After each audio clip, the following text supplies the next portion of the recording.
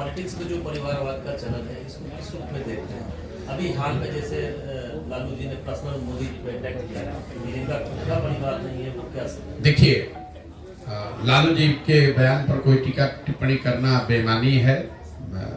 लालू जी अपने बयानों और इस तरह के वक्तव्यों के लिए जाने जाते हैं।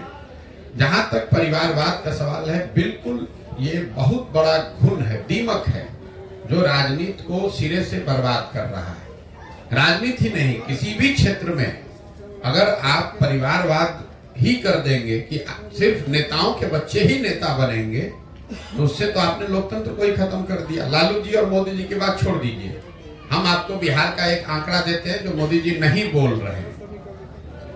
बिहार में पिछले 30 वर्ष में जितने लोग सांसद और विधायक बने हैं, किसी भी दल से बने हो, वो सिर्फ और सिर्फ 1250 परिवार के लोग ही यहाँ विधायक और सांसद बने हैं। दल कोई भी हो, आप लालू जी के परिवार, रामविलास जी के परिवार की बात करते हैं, आप अपने स्तर पर देख लीजिए, कोई ऐसा विधानसभा नहीं है, कोई ऐसा लोकसभा नहीं है जहां 2, 4, 5 परिवारों का दबदबा नहीं है। मैं अभी आपको एक उदाहरण देता हूं। मोदी जी को अभी आ रहे हैं चंपारण में, तो उनको इस पर बयान देना चाहिए। परिवारवाद के खिलाफ में है भाई। बिहार में भाजपा का अध्यक्ष कौन है? सम्राट चौधरी जी। सम्राट चौधरी कौन है? इनके बाबूजी हैं शकुनी चौधरी। आप बिहार के होने के नाते इस बात को समझिए, इतने हल्के में मत समझिए कि इनके बाबूजी थे तो हम परिवारवाद की बात कर रहे हैं। परिवारों का कैसे यहाँ के राजनीति पर कब्जा है, मैं वो समझा रहा हूँ। जब इस राज्य में कांग्रेस का शासन था तो शकुनी चौधरी जी उस समय विधायक और मंत्री थे। जनता कांग्रेस से नाराज हुई, लालू जी का शासन लेकर आई, तो शकुनी चौधरी जी लालू जी के भी शासन में विधायक और मंत्री बन गए। जनता लालू जी से नाराज हुई, नीतीश जी का शासन लेकर आई, तो शकुनी चौधरी जी नीतीश जी के भी सरकार में विधायक और सांसद, विधायक और मंत्री बन गए। जनता ने जब नीतीश कुमार को हराया, मांझी जी मुख्यमंत्री बने, तो शकुनी चौधरी जी उसमें भी विधायक और मंत्री रहे। और आज अगर भाजपा को वोट पड़ रहा है तो भाजपा को भी कोई दूसरा व्यक्ति नहीं मिला, उसको भी शकुनी चौधरी का लड़का ही मिला। तो आप समझ रहे हैं कि हम कांग्रेस को हराए, लालू जी को हराए, नीतीश को लाए, मांझी को लाए, भाजपा को लाए, लेकिन एक ही परिवार है जो कि रूल कर रहा है। तो ये आंकड़ा याद रखिए, कोई नेता, कोई दल ये बताता नहीं है। बिहार की आबादी है 13 करोड़, यहाँ 3.5 करोड़ परिवार रहते हैं, और पिछले 30 वर्ष में कांग्रेस, जदयू, आरजेडी, रामविलास जी की पार्टी, लेफ्ट की पार्टी, सबको, भाजपा, सबको जोड़िएगा तो 3.5 करोड़ परिवारों में सिर्फ 1250 परिवार के लोग ही यहाँ विधायक सांसद बने हैं। होता यह है कि जब जिस दल का हवा चला उसी में सब जाकर बैठ गए। जनता लाचार है, नए आदमी को अवसर ही नहीं है। विधायक का लड़का ही विधायक बनेगा, पैसे वाले का लड़का, मंत्री जी का लड़का मंत्री बनेगा, और जो बिहार के बच्चे हैं उनको अवसर ही नहीं है। अगर आपको राजनीति करनी है, आप बहुत काबिल है, तो जाके झंडा ढोइए, संगठन का काम लीजिए। चुनाव लड़ने का, विधायक सांसद बनने का आपको अवसर नहीं। इसीलिए जन सुराज में आपने ये इस परिकल्पना का हिस्सा है, 1 लाख बच्चों को, आपने सहरसा में भी देखा होगा, मैंने क्लब बनवाना शुरू किया है। हर पंचायत से 8 से 10 बच्चों को, जिनके बाबूजी बड़े आदमी नहीं है, जिनके बाबूजी विधायक, मंत्री, सांसद नहीं है, ऐसे बच्चों को जन सुराज चिन्हित कर रहा है, उनको प्रशिक्षित कर रहा है, इस लक्ष्य से कि अगले 3 से 5 वर्ष में इनका प्रशिक्षण और चुनाव लड़ने की व्यवस्था उनकी योग्यता के अनुसार जन सुराज से किया जाएगा, ताकि ये बच्चे आए, राजनीति में मुखिया बने, वार्ड सदस्य बने, प्रमुख बने, विधायक क्षमता हो तो विधायक, मंत्री बने, ताकि इन परिवारों का वर्चस्व खत्म हो। ये बहुत बड़ी परेशानी का कारण है, और सिर्फ नारेबाजी करने से और आक्षेप लगाने से नहीं होगा। भाजपा के आज जितने 75 विधायक हैं बिहार में, वो भी आप देखिएगा, वो सब किसी न किसी परिवार का ही आदमी है। तो एक दूसरे पर दोषारोपण, ये पूरी व्यवस्था को ही घुन लग गया है। आप जरा समझिए, अगर गावस्कर का लड़का ही क्रिकेट खेलेगा तो आप और हम सचिन तेंदुलकर को कहाँ देखते? अगर सचिन तेंदुलकर का लड़का ही क्रिकेट में रहेगा तो विराट कोहली और रोहित शर्मा कहां से आएंगे? अगर विराट कोहली का लड़का ही क्रिकेट खेलेगा तो नए लड़के सूर्य कुमार यादव कहां से आएंगे? लोकतंत्र को इन लोगों ने, इन दलों ने खत्म कर लिया है। कुछ परिवारों ने कब्जा कर लिया। और सिर्फ ये दल विशेष की बात नहीं है। अब ये बात नहीं रह गई कि खाली कांग्रेस में परिवारवाद है कि लालू जी में परिवारवाद है। इसका जड़ इतना नीचे फैल गया है कि हर आदमी चाहता है मैं विधायक रहूं, मेरे बाद मेरा बच्चा बनेगा। कोई आदमी इससे अछूता नहीं है, कोई दल अछूता नहीं है।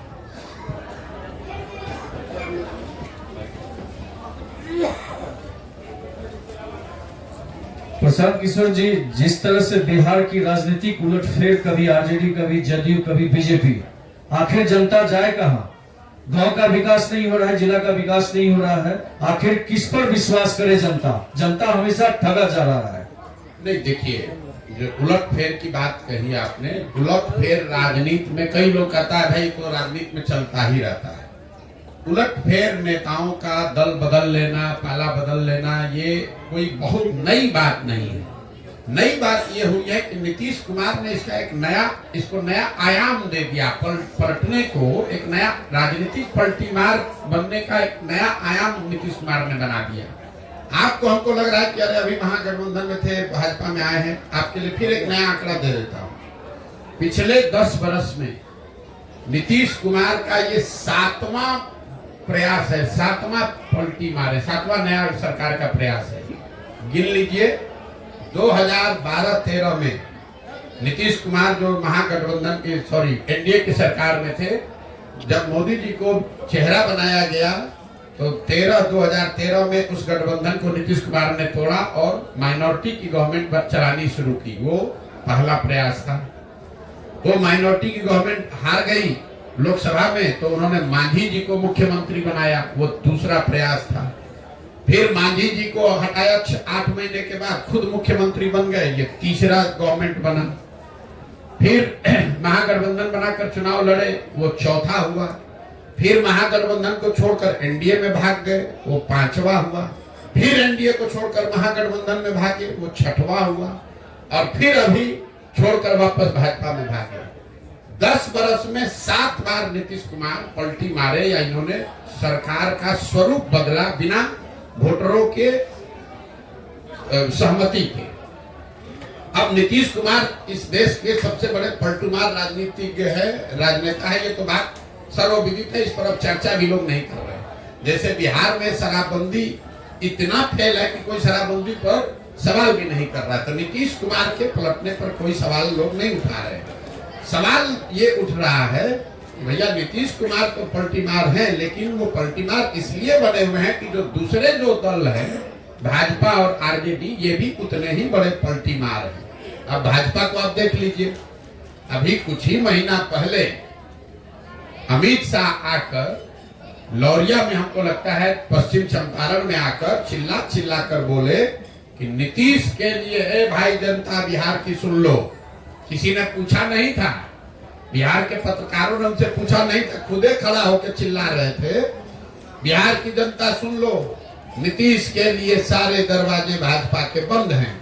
चुनाव के बाद कोई सवाल ही नहीं पैदा होता है। चुनाव के बाद तो छोड़िए, चुनाव से पहले ही अपना उसको वापस ले लिए। ये आपको क्या दिखाता है? तो मजाक में लोग कह रहे हैं नीतीश कुमार अमित शाह दरवाजा तो ठीक है बंद किए थे, छिटकिनी लगाना भूल गए थे। ये बिहार की दुर्दशा क्यों है? ये बिहार की दुर्दशा इसलिए कि लोगों को 40 सांसदों का लालच है।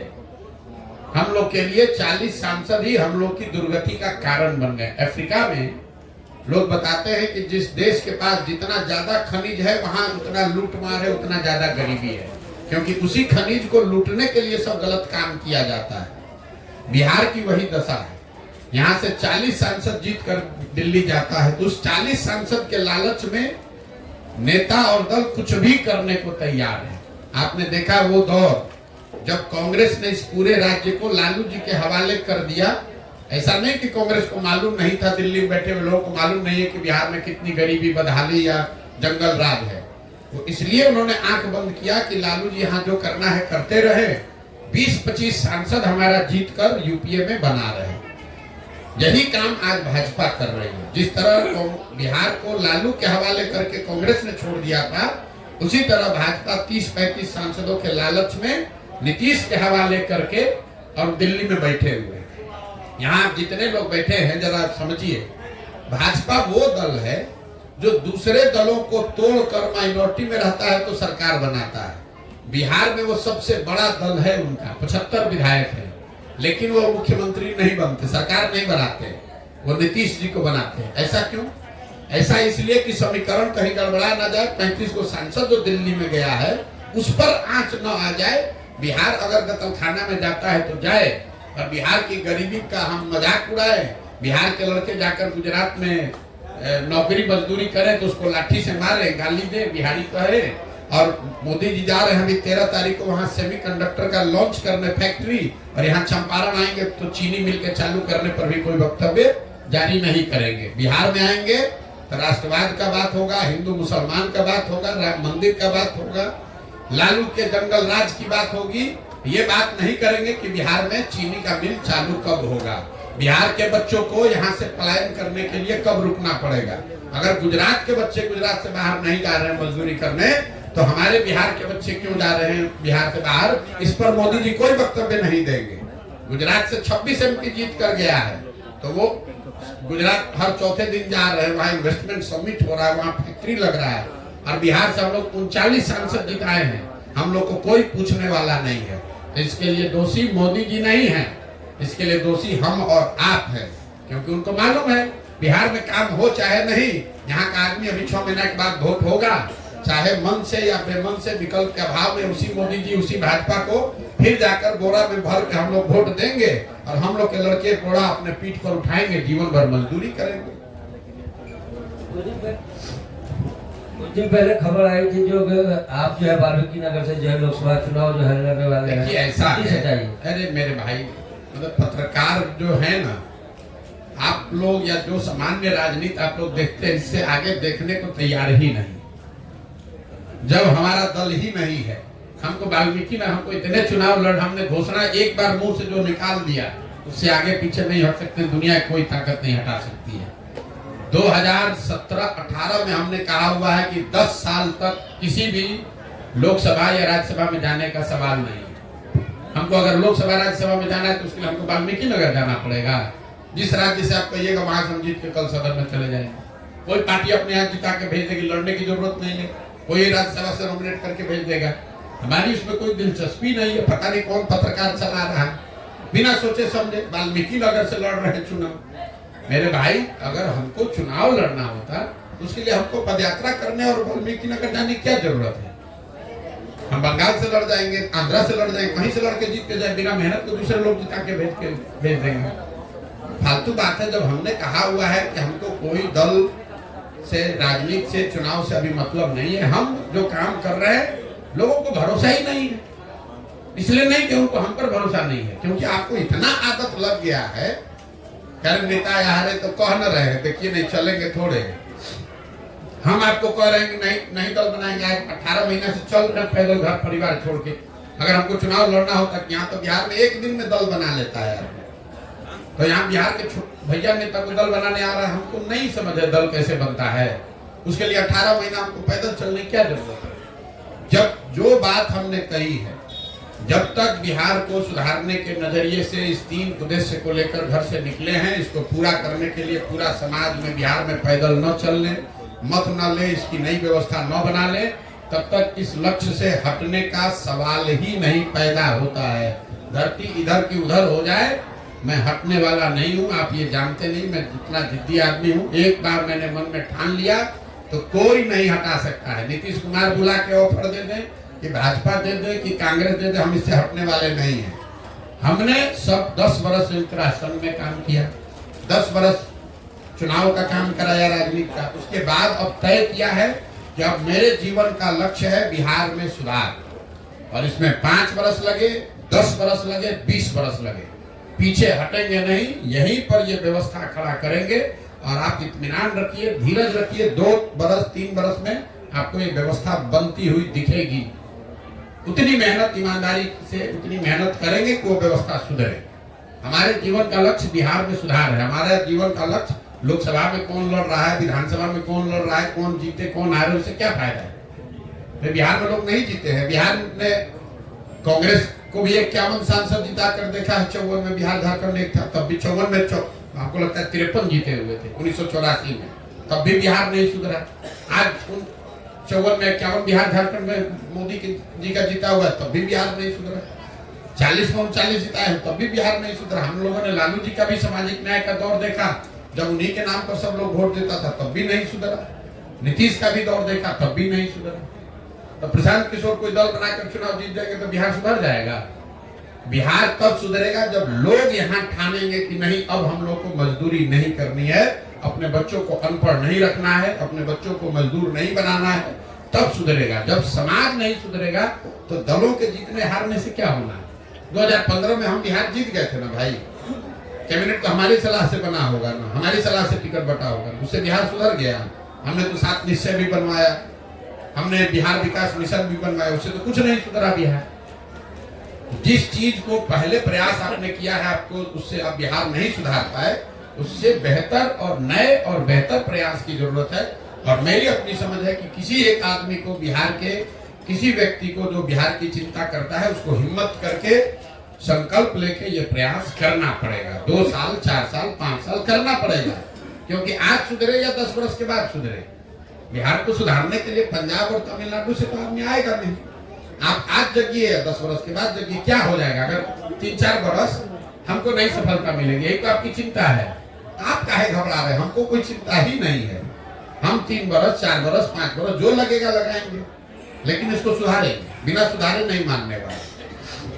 सर 2024 के लोकसभा चुनाव कुछ ही दिनों बाद होने वाला है, इसमें प्रशांत किशोर जी क्या कहना चाहेंगे? आगामी इसको समर्पित करना चाहेंगे आप? क्योंकि अभी तो टाइम लगेगा, आपके जन अभियान में 4-5 साल लगे, तब तक तो बिहार गर्त में ही जा रहा है। अभी 75 साल से गर्त में नहीं जा रहा है था।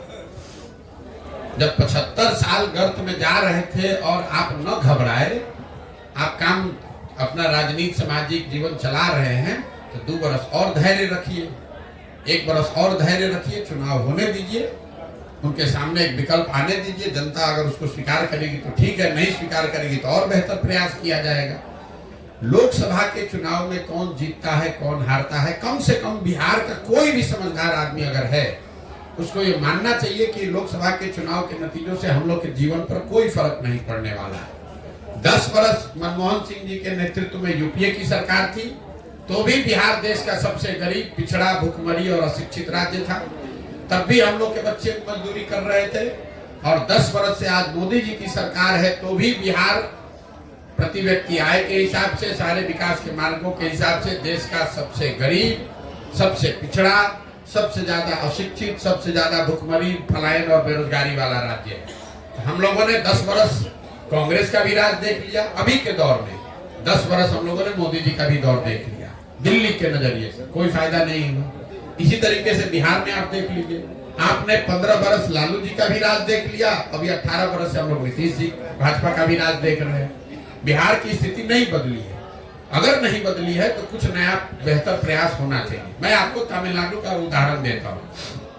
जब देश आजाद हुआ तो तमिलनाडु और बिहार बराबर का राज्य था, विकास, सामाजिक, आर्थिक नजरिए से दोनों बराबर के राज्य थे। तमिलनाडु में 1970 के बाद से कांग्रेस का शासन नहीं है, कांग्रेस पार्टी वहां सरकार में नहीं आएगी, भाजपा तो वहां है ही नहीं। और आज तमिलनाडु बिहार से 6 गुना ज्यादा बड़ा राज्य है। तो उसको मोदी जी सुधार दिए कि गांधी परिवार ने सुधार दिया? तमिलनाडु को तमिलनाडु के लोगों ने सुधारा, भाजपा और कांग्रेस ने नहीं सुधारा। उसी तरह बिहार को बिहार के लोग सुधारेंगे। जब आप और हम नहीं सजग होइएगा तो मोदी जी और राहुल जी के आने से क्या होगा, लालू जी के आने से क्या होगा? मोदी जी देश के प्रधानमंत्री हैं, गुजरात के भी प्रधानमंत्री हैं, बिहार के भी प्रधानमंत्री हैं। गुजरात में तरक्की हो रही है और बिहार में लड़के पलायन कर रहे हैं। गुजरात में फैक्ट्री लग रही है और हम लोग यहाँ से मजदूर बनकर जा रहे हैं। कोई ये नहीं पूछने वाला है कि भाई अगर मोदी जी इतने ही बड़े विजनरी हैं, वो गुजरात में इतना तरक्की करा दिए तो बिहार में करा के दिखा दे। गुजरात में 100 फैक्ट्री लग रहा है, 5 को यहीं पर शुगर मिल, चीनी मिल चालू करा के दिखा दे। क्यों नहीं लगा रहे? नेता भी ये जानता है कि पब्लिक क्या चाहती है, हम क्यों ज्यादा काम करेंगे भाई। उनको मालूम है बिहार की जनता को फैक्ट्री लगाइए, चाइना लगाइए, भोटवा देने के लिए। गुजरात में अगर तरक्की नहीं होगी तो गुजराती उनको पहले छोड़ देगा।